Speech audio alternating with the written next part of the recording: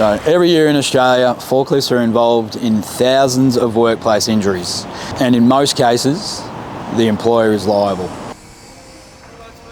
If your operator is poorly licensed or unlicensed, and something does go wrong on site, it's not just a safety issue, it's a legal one. Courts have handed down almost $700,000 worth of fines, and that is almost yearly. A high-risk licence isn't optional, it's the law. So this National Forklift Safety Day, if you have guys on site that are unlicensed, now would be the time to get them licensed.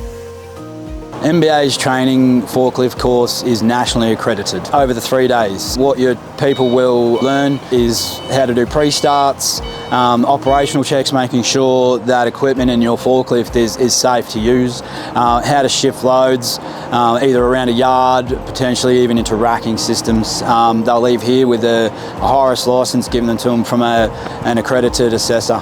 Upcoming sessions are filling fast, so now's the time, get in quick.